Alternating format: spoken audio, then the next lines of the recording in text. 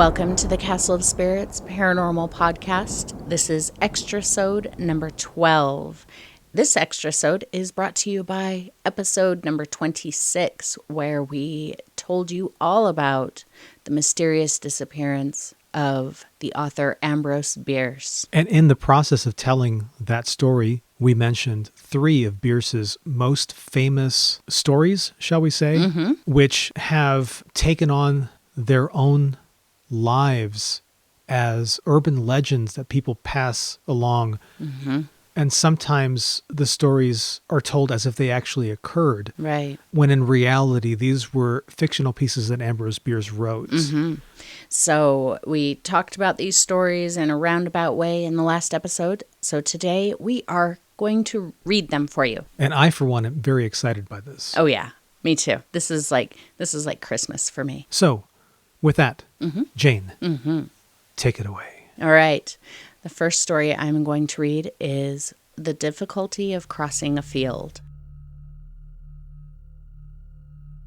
One morning in July 1854, a planter named Williamson, living 6 miles from Selma, Alabama, was sitting with his wife and a child on the veranda of his dwelling.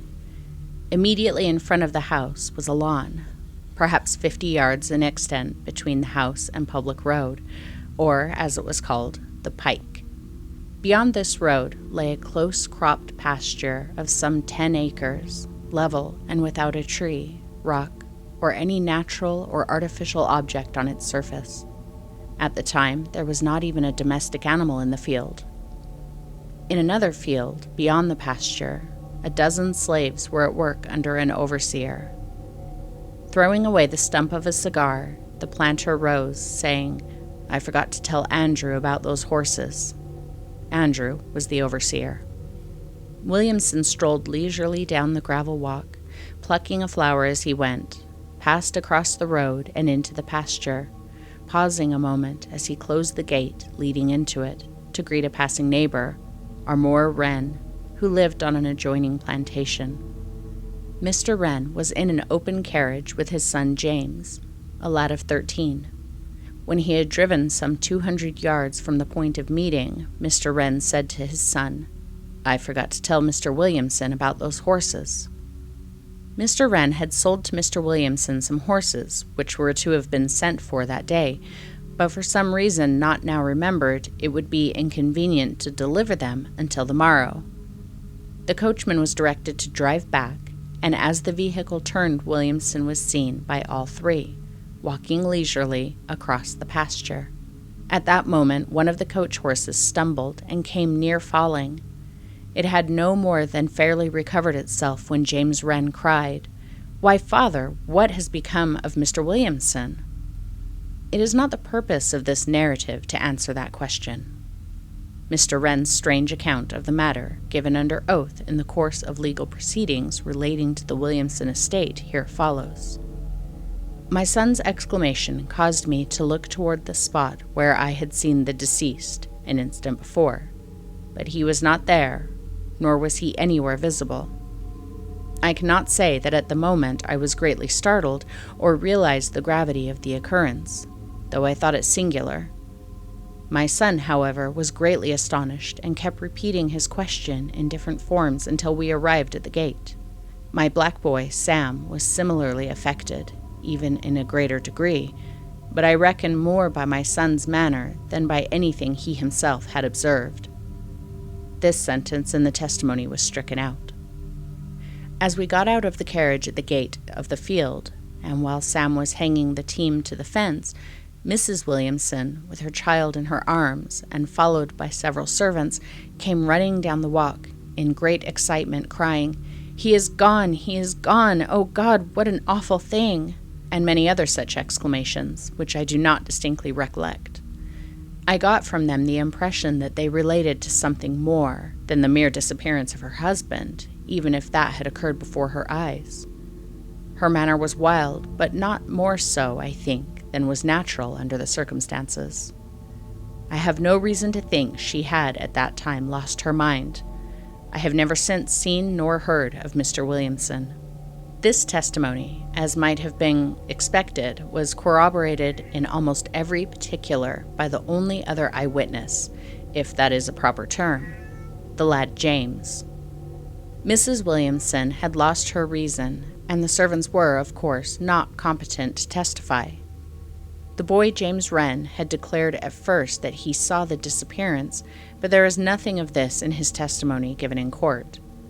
None of the field hands working in the field to which Williamson was going had seen him at all, and the most rigorous search of the entire plantation and adjoining country failed to supply a clue. The most monstrous and grotesque fictions originating with the blacks were current in that part of the state for many years, and probably are to this day. But what has been here related is all that is certainly known of the matter. The courts decided that Williamson was dead and his estate was distributed according to law. So, Vince, that story actually reminds me of a very true, well-documented disappearance that is almost exactly the same as that story.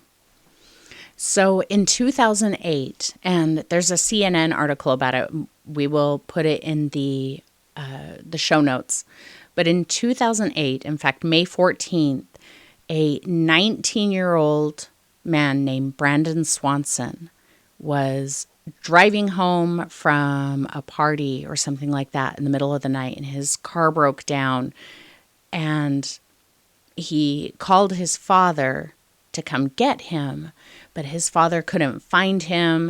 And there's this whole back and forth with him on the phone and his father, and he's saying, I see this town across this field, but that wasn't where he was supposed to have been. It's really mysterious what was actually going on with Do they have recordings Brandon. of this conversation? Or No, is it not just, that I've ever heard. So it's just related by, okay. So he says, I'm going to walk across this field and go to this town. This is the lost boy. This is the lost kid talking. So he's on the phone with his father, and he starts walking across the field, still talking to his father, and all of a sudden, Brandon yells, "Oh, shit."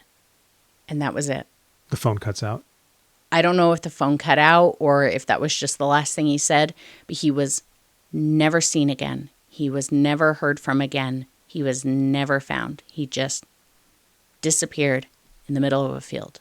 My immediate theory would be that he fell into some sort of a mine shaft or something like that. I mean, in a field, like in a farmer's field. I'm assuming they combed through that place. Do they even know what field he was in? So. Yeah. Well, so they found his car. So they obviously know what area he had been in, but did he get out of his car and immediately cross over into whatever field was right there? Or did he walk down the street away? Because he told his parents, I'm here in this town. This is in Minnesota. So his parents get in their car and they drive to where he said he was. And he said he was positive. That's where I am. They get there. Brandon's not there. His truck isn't there. There's no sign of him. So they're like flashing their lights on their truck, trying to see if maybe he's just like a little farther down the road or whatever. And he's like, no, I don't see you. I'm going to head back to my friend's house. He's cutting across this field and just bye-bye. Did they ever find his car? Yeah, what's interesting is they found his car the next day. Now, he told his parents that he was in Lind. That's the name of this town, Lynd. He was in the town of Lind, but they didn't find him there when they went there. When they found his car the next day, it was 25 miles away from Lind. So it's likely that he may have thought he was in Lind, but he wasn't. I mean, 25 miles? That's substantially more than, a mile or two down the road farther from. That's a huge difference. That is a very peculiar. And he's never been seen or heard from since, huh? Wow. There's a Wikipedia article about his disappearance as well, and that story is so sad, and it's weird, and it's terrifying, and it's very, very similar to this Ambrose Bierce story. I always thought that the people in the lost colony of Roanoke, I always think it's too bad that they didn't have cell phones or even flares or something, because you can imagine that John Dare came back all those several years later looking for them, and he may have missed them by a quarter mile. Yeah, which I personally believe he did. But in this case, they even had the benefit of cell phones, and they still couldn't find they the were kid. utilizing them. Right. So I Yeah. think maybe that there are things that happen as a result of outside forces that we don't understand. For sure. It's entirely possible. Yeah. All right. I'm going to read another story. And this is actually my favorite Ambrose Bierce story. You ready? I'm ready. This one is called An Unfinished Race. And if you are like me and you get on YouTube and watch those, top 5 most famous disappearances, mysterious disappearances, you've probably heard this story being relayed as a true story, but it ain't. So An Unfinished Race. James Byrne Warson was a shoemaker who lived in Leamington, Warwickshire, England. He had a little shop in one of the byways leading off the road to Warwick. In his humble sphere, he was esteemed as an honest man, although, like many of his class in English towns, he was somewhat addicted to drink. When in liquor, he would make foolish wagers. On one of these 2 frequent occasions, he was boasting of his prowess as a pedestrian and athlete, and the outcome was a match against nature. For a stake of 1 sovereign, he undertook to run all the way to Coventry and back, a distance of something more than 40 miles. This was on the 3rd day of September in 1873. He set out at once. The man with whom he had made the bet, whose name is not remembered, accompanied by Barham Wise, a linen draper, and Hammerson Burns, a photographer, I think, following in a light cart or wagon. For several miles, Warson went on very well, at an easy gait, without apparent fatigue, for he had really great powers of endurance, and was not sufficiently intoxicated to enfeeble them. The 3 men in the wagon kept a short distance in the rear, giving him occasional friendly chaff or encouragement as the spirit moved them. Suddenly, in the very middle of the roadway, not a dozen yards from them, and with their eyes full upon him, the man seemed to stumble, pitched headlong forward, uttered a terrible cry, and vanished. He did not fall to the earth. He vanished before touching it. No trace of him was ever discovered. After remaining at and about the spot for some time with aimless irresolution, the 3 men returned to Leamington, told their astonishing story, and were afterward taken into custody. But they were of good standing, had always been considered truthful, were sober at the time of the occurrence, and nothing ever transpired to discredit their sworn account of their extraordinary adventure, concerning the truth of which, nevertheless, public opinion was divided throughout the United Kingdom. If they had something to conceal, their choice of means is certainly one of the most amazing ever made by sane human beings. Such a good story. And it's just so short and punchy. Yeah, and that reminds me of the whole Travis Walton UFO abduction incident where he went missing. Yeah. And his co-workers went back to town and said, "Hey, this dude was just sucked up by UFO." Yeah. And the rest of the town was like, "No. Yeah, right. What did you guys really do?" That's funny, because as I was reading it just now, I thought about Travis Walton as well. I thought there was a similarity, but there's also the similarity to the Brandon Swanson story, which really says that the power of these stories is that they have the ring of truth to them, and that's what makes them be mistaken for real stories, especially because the language is a little bit old and clunky for nowadays, and people can just rephrase them into whatever they want it to be. Now, my favorite of this trifecta of unsolved or mysterious vanishing stories that were written by Ambrose Bierce is the one that I have elected to read today. This is the 3rd story, called Charles Ashmore's Trail. This is the one I'm not familiar with. And soon you will be made familiar. Oh, thanks. It goes like this. The family of Christian Ashmore consisted of his wife, his mother, 2 grown daughters, and a son of 16 years. They lived in Troy, New York, were well-to-do, respectable patrons and had many friends, some of whom, reading these lines, will doubtless learn for the first time the extraordinary fate of the young man.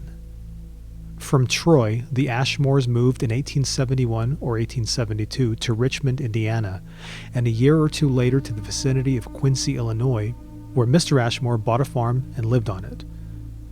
At some distance from the farmhouse was a spring with a constant flow of clear, cold water, whence the family derived its supply for domestic use at all seasons.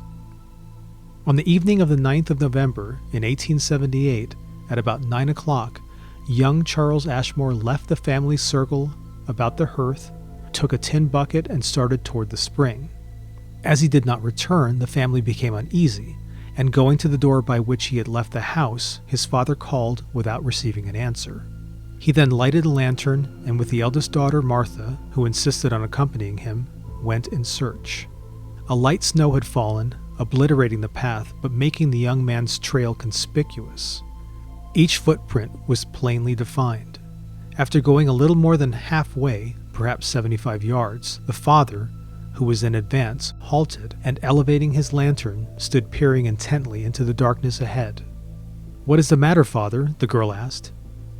This was the matter. The trail of the young man had abruptly ended, and all beyond was smooth, unbroken snow. The last footprints were as conspicuous as any in the line. The very nail marks were distinctly visible. Mr. Ashmore looked upward, shading his eyes with his hat held between them and the lantern. The stars were shining. There was not a cloud in the sky. He was denied the explanation which had suggested itself, doubtful as it would have been, a new snowfall with a limit so plainly defined. Taking a wide circuit around the ultimate tracks, so as to leave them undisturbed for further examination, the man proceeded to the spring, the girl following, weak and terrified. Neither had spoken a word of what both had observed. The spring was covered with ice hours old. Returning to the house, they noted the appearance of the snow on both sides of the trail its entire length. No tracks led away from it. The morning light showed nothing more. Smooth, spotless, unbroken, the shallow snow lay everywhere.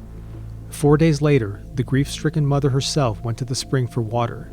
She came back and related that in passing the spot where the footprints had ended, she had heard the voice of her son and had been eagerly calling to him, wandering about the place, as she had fancied the voice to be now in one direction, now in another, until she was exhausted with fatigue and emotion.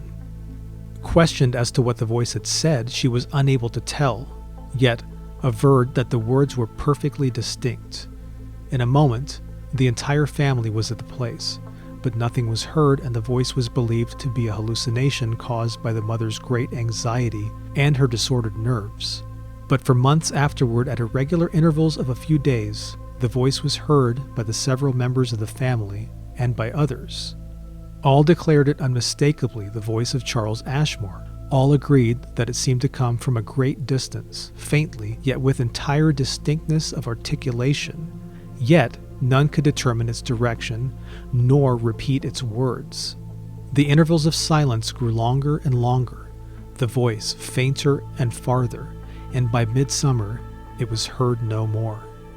If anybody knows the fate of Charles Ashmore, it is probably his mother. She is dead. And that was Charles Ashmore's Trail, written by Ambrose Bierce, published in the San Francisco Examiner, 1888. I can't believe I don't know that one.